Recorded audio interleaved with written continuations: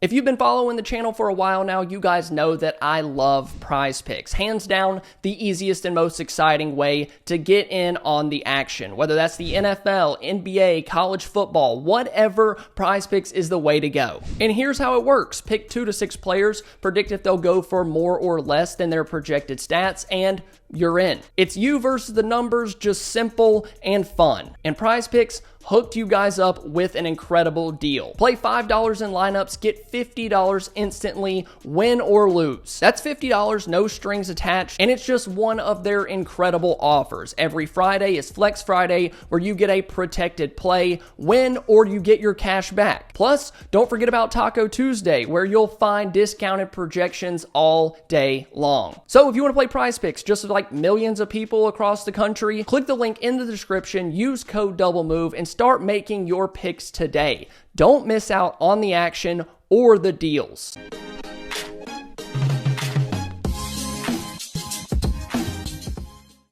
Now, a lot of you know I'm a Rico believer. I've been saying it since the offseason. Rico can be your running back 1 in 2024. And honestly, he's been proving me right up to this point. Ever since Mike finally started giving him the ball like a normal play caller, Rico's been balling. But that doesn't mean I'm not interested in drafting a running back high in this year's draft. I'm always looking for ways to improve the Cowboys and get better at any position. And before Dallas tries to go out and sign a vet guy that's not Rico, the draft this year is perfect for running backs. It's going to be your best chance to upgrade the running back room. So in this new series for the channel, I'm going to go player by player, position by position, probably hopping around because I can't focus on one thing at a time. But in this series, I'm calling it the star-studded prospects. Who else would we start with other than Ashton, Jeanty? And at this point, do I even need to really go over the player? I'm sure I'm not the only Cowboys creator that you guys watch, which means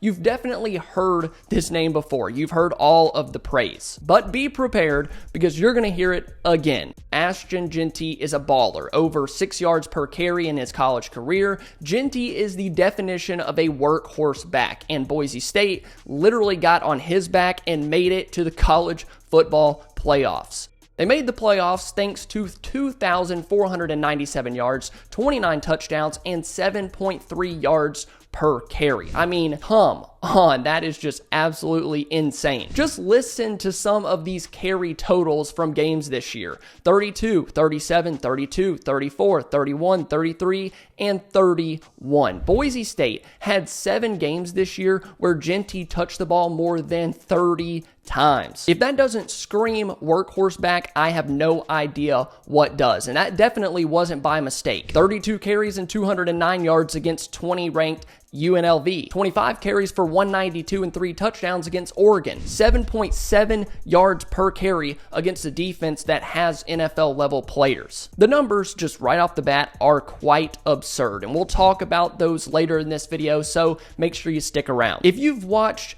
Jeanty play, I'm not telling you anything that you don't already know when it comes to his game. For starters, his contact balance, it is next level. He's a broken tackle machine. He's rarely ever brought down by arm tackles. He consistently bounces off defenders. You name it. His contact balance and the way that he uses his low center of gravity is an absolute nightmare for any defender. So you have the contact balance, and then you just add in the agility, the vision, the footwork, and it screams a top 10 player in this draft for me. You can literally watch this guy's film, put it to music, and it's a beautiful thing to see. That's probably what I'm going to be doing this offseason to fill the void of a broken 2024 Cowboys season, and now we're not going to have football until next September. So just catch me watching Ashton Jeanty highlights with some nice soft music in the background. Anyway, Jeanty's ability to set up his cuts, make guys miss in the hole, bounce off a defender, and then take it to the house is what separates him from other backs in this class. It's exactly why he's going to be in the top half of the first round for me. After watching the Cowboys run game in 2024,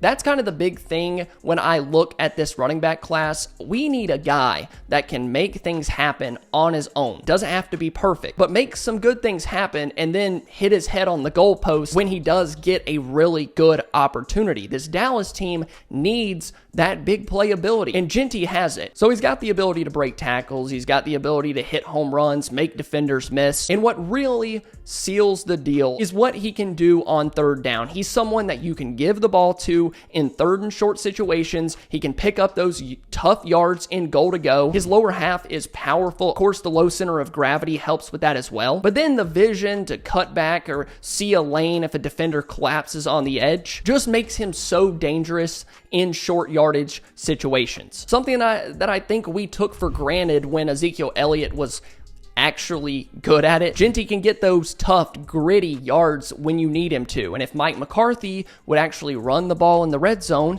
Jeanty would take a lot of pressure off of Dak and those receivers who weren't really great this year in the red zone. Now, probably my biggest concern, the workload. Over 700 carries in college alone. 700. That's a lot of tread on the tires. 344 of those carries came just in 2024 alone. And sure, it's cool now. 344 carries. He had the big numbers. He had like 29 touchdowns. I said it earlier. I can't remember. But we know what running backs look like after a ton of work. Look at Ezekiel Elliott. You start to worry about the injuries. The agility starts to dip a little bit. They're just not the same player. And I don't think it would show up in his rookie season, but it might in year 3, 4, and 5. I think he has a good work ethic. I think he's going to take care of his body, but already having so many carries, it does concern me. It's just a reality that you have to consider when you're on the clock. There are other factors that get involved, but even with that, I think he's the full package when it comes to having a dominant running back for the next 4 to 5 years, assuming you don't run him into the ground. I've never been the, you have to have a great running back to win the Super Bowl guy. I still don't think that's really the case. But I am coming around on the idea of having a guy that can create his own big plays, take some pressure off this offense, and then be that late game neutralizer who just puts games away. And the way that this Dallas team is built right now, these 10, 12, 14 play drives just aren't sustainable over the course of a season. Think about how easy it is for the Eagles to score at times if Saquon Barkley rips off a 40, 50, 60-yard run. That almost feels like a cheat code. Being able to get touchdowns because your running back can hit a hole and take it the distance, it just makes life so much easier. And Dallas needs more playmakers, and if it's a running back, then cool. Although we are going to talk about receivers as well. I think now with the injuries that Dak has had, the way the offensive line and stuff is kind of set up now, it's time to try and get back to having a dominant run game. I think the Cowboys line has improved as the season has gone on. I think Zach Martin was hurting you a little bit more than people care to admit. But if Dallas is just set on having CeeDee Lamb as their number one and only weapon on the outside, get the running back. I think the league as a whole seems to be coming around on the idea of running backs do matter. It feels like we've seen a little bit of a resurgence in the position. Just look at all the contracts handed out over this past offseason. Saquon Barkley, Derrick Henry. I'm not really interested in paying a back $17 million, so I wouldn't be mad at all if Dallas spent a top 15-ish pick on this guy. He might be the best player available on the board, and if he is, draft him. I think a lot of Cowboys fans would be extremely excited. So my final grade for Ashton Jeanty, running back from Boise State, is a 9.15. That's a first-round grade. A near-complete skill set with minimal weaknesses, projects as an immediate impact starter in most systems. So there you have it. If you want to see me talk wide receivers, go check out my podcast video I did with Foots to King. Get to know our top 10 wide receivers. It's on your screen right now. Thank you guys so much for watching. If you enjoyed, please be sure to leave a like and subscribe to the channel. I'll see you over there at that podcast video with Foots.